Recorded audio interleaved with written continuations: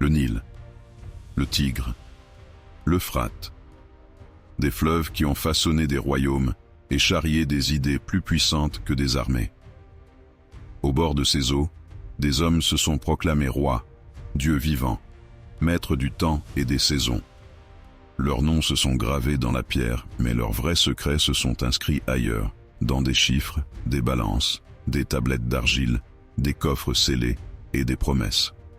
Derrière les couronnes d'or et les rituels sacrés s'étendait une vérité plus froide, plus constante que toutes les légendes, l'argent et l'art de le faire obéir. Imagine une cité de briques crues à l'aube. Les marchands tirent des chariots de laine et d'étain, les scribes humectent leurs calames, les prêtres ouvrent les portes d'un temple pour laisser entrer la lumière. Nous sommes à Uruk. Au cœur du sanctuaire, des jarres de grains, des lingots d'argent, des registres en argile soigneusement empilés. Ici, la prière a une ombre qui mesure et additionne. On apporte une offrande à la déesse, on reçoit un reçu, on promet de rendre plus tard. C'est le début de la dette. Ce que les récits attribuent aux dieux, les tablettes l'attribuent aux chiffres. On ne prie pas seulement pour la pluie, on prie pour une échéance. Les rois l'ont compris très tôt. La richesse n'est pas l'or qu'on entasse, mais la confiance qu'on installe. Une promesse tenue vaut un trésor, une promesse brisée provoque une révolte. Alors, pour éviter que les dettes s'accumulent comme des nuages d'orage, certains souverains mésopotamiens décrétaient, à intervalles réguliers, la tablette propre. On brisait les contrats, on libérait les gens vendus pour dette, on rendait les terres à leurs familles. Ce n'était ni charité ni naïveté, c'était une politique. En effaçant, le roi rappelait que l'ordre ne dépendait ni des créanciers ni des marchés, mais de lui. Le pouvoir suprême n'était pas de prêter, c'était de pardonner.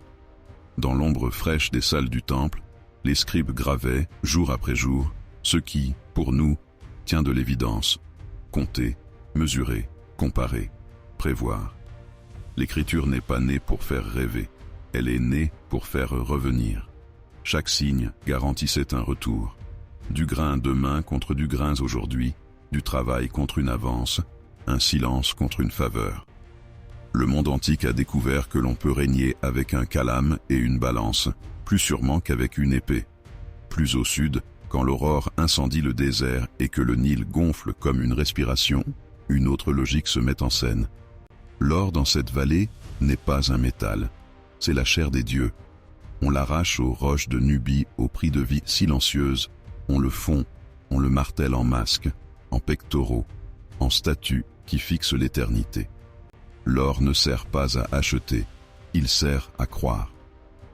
Le pharaon, en scintillant, convainc que l'ordre cosmique repose sur ses épaules. Plus le temple éblouit, plus l'obéissance paraît naturelle.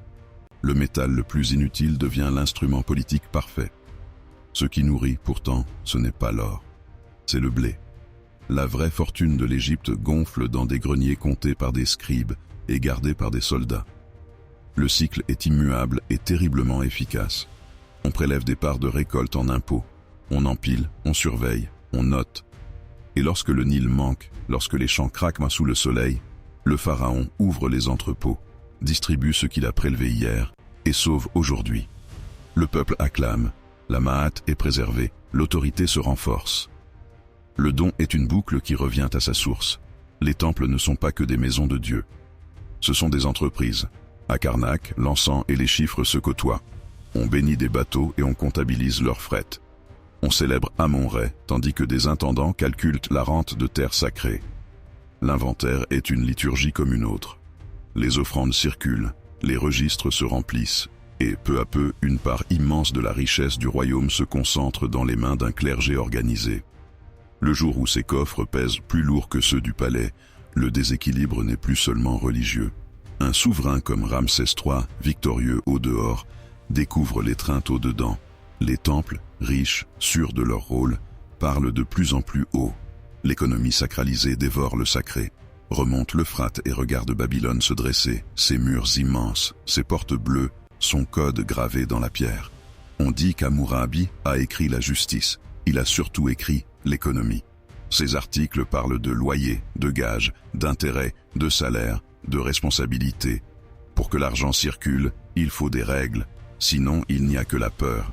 Et la peur, mal maîtrisée, renverse les trônes. Le contrat devient une protection. On sait ce qu'on doit, ce qu'on peut exiger, ce que l'on risque. Une tablette raconte l'histoire d'un marchand emporté par la tempête, ruiné à terre. Sa dette, elle, ne s'est pas noyée.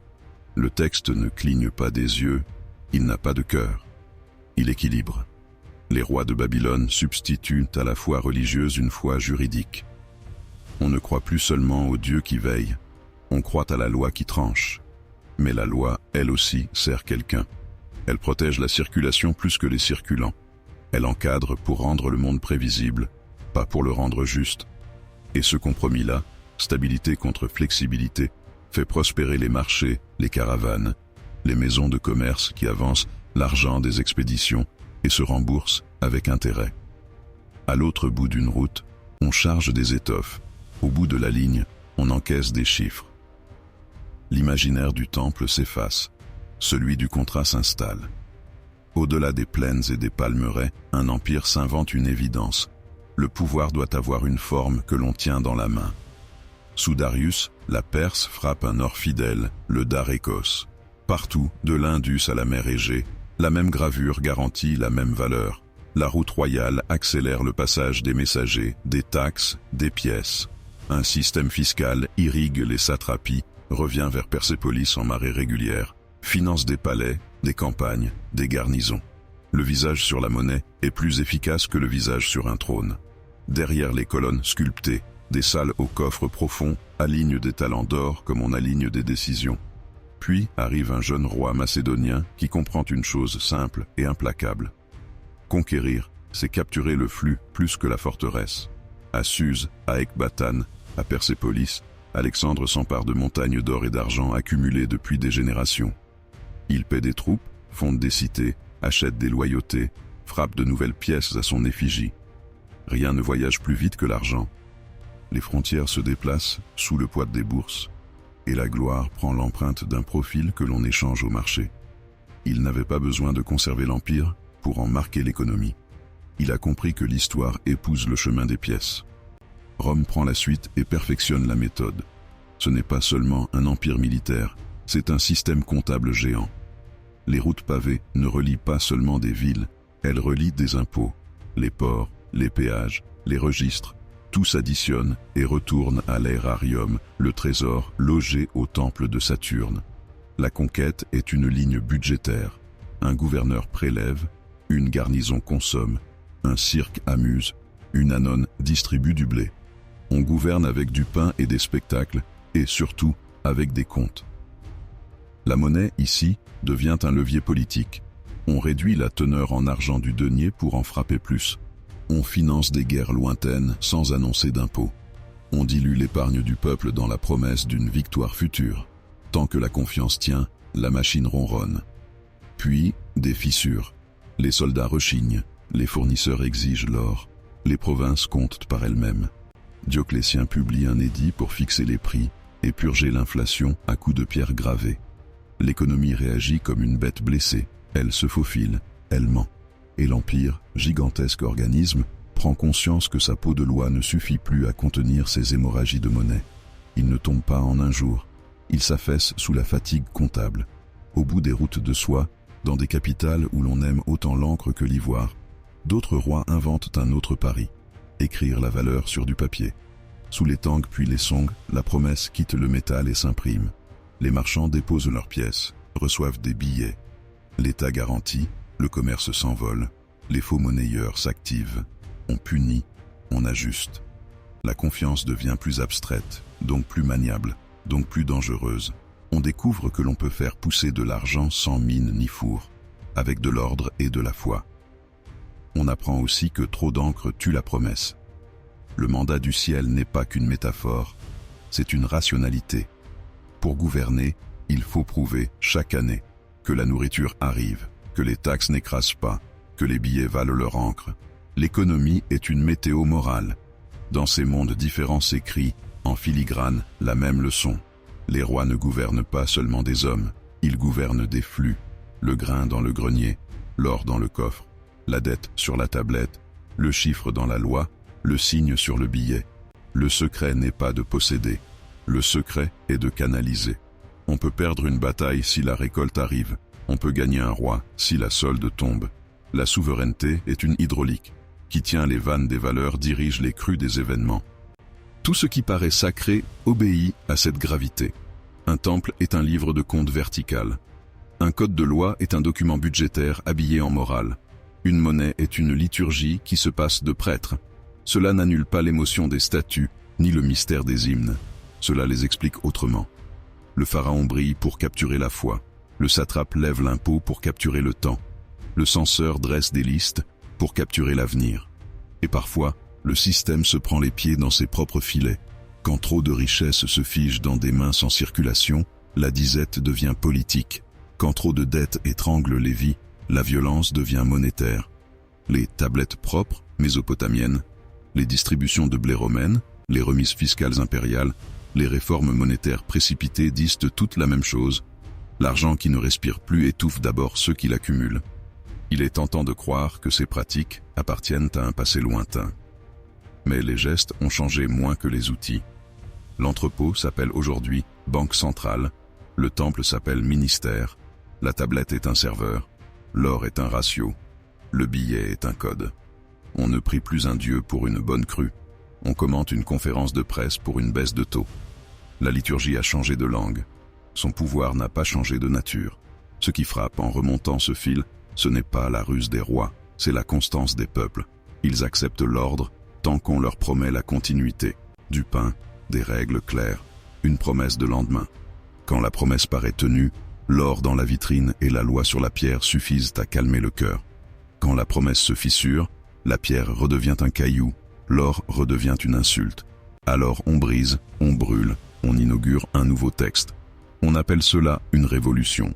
C'est souvent une correction comptable. Imagine maintenant le même plan que tout à l'heure. Une ville au matin, des portes qui s'ouvrent, des hommes qui s'affairent. Change seulement l'époque. Mais des colonnes corinthiennes, ou des caractères chinois, ou des briques cuites, ou des verrières modernes. L'essentiel ne bouge pas. Quelqu'un prélève, quelqu'un promet, quelqu'un vérifie. Le pouvoir n'est pas le trône, c'est le guichet. L'histoire n'est pas une suite de rois, c'est une suite de formulaires.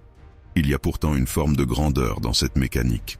Les meilleurs souverains ont compris que l'argent n'est pas une fin, c'est un art de faire tenir ensemble des millions de volontés. Ceux-là ont redistribué, encadré sans étouffer, fait briller sans ruiner, laissé respirer les échanges sans abdiquer l'autorité. On se souvient d'eux non seulement parce qu'ils ont bâti, mais parce qu'ils ont réglé la circulation de ce qui rend tout possible. Eux aussi avaient leurs secrets, mais c'étaient des secrets de mesure. Les pires, eux, ont cru que l'or pouvait acheter le silence et que la loi pouvait tout forcer. Ils ont compressé jusqu'à rompre, masqué jusqu'à ridiculiser, prélevé jusqu'à provoquer l'incendie. On se souvient d'eux pour les chutes qu'ils n'ont pas vues venir, parce qu'ils confondaient le coffre avec l'équilibre. Au bout de ce récit, il reste une question qui ne vieillit pas. Qu'est-ce qu'un royaume sinon la somme des promesses qu'on y croit possibles ? Les rois de l'Antiquité ont caché leur pouvoir dans des choses qui paraissaient divines pour ne pas paraître triviales. Ils ont blanchi l'économie à la poussière d'or du sacré, gravé l'intérêt sur des stèles, noyé la dette dans l'encens.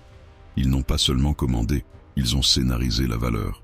La lumière décline sur des colonnes, des dunes, des pierres chaudes. Les fleuves suivent leurs lits éternels. Les masques d'or dorment dans des vitrines. Les tablettes sont rangées dans des salles climatisées. Les pièces frappées portent encore des visages dont le royaume n'existe plus. L'argent a survécu à tout ce qu'il prétendait servir. Et il continue, obstiné, à mesurer ce que nous ne savons pas nommer autrement. Nos peurs, nos pactes, nos désirs de durée. Si tu retiens une seule vérité de cette traversée, que ce soit celle-ci, la richesse, visible ou invisible, n'a jamais été le vrai secret. Le vrai secret, c'est l'architecture qui l'a fait circuler. Là où tu vois une statue, cherche l'entrepôt.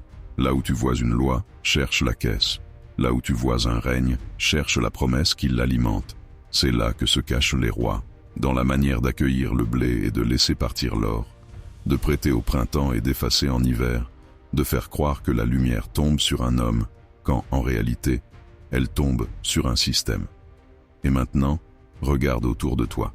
Remplace le calame par un clavier, la tablette par un écran, l'atelier du scribe par une salle de marché, le coffre scellé par une salle blanche. Rien d'essentiel n'a bougé. Nous vivons encore dans des royaumes de promesses. Et nos dieux ont simplement changé de nom. L'argent, lui, continue de ne rien valoir sans la croyance qui l'entoure. C'est peut-être pour cela que les vieux secrets tiennent si bien. On croit qu'on a changé d'époque, mais on n'a changé que de décor. Merci d'avoir voyagé jusque-là.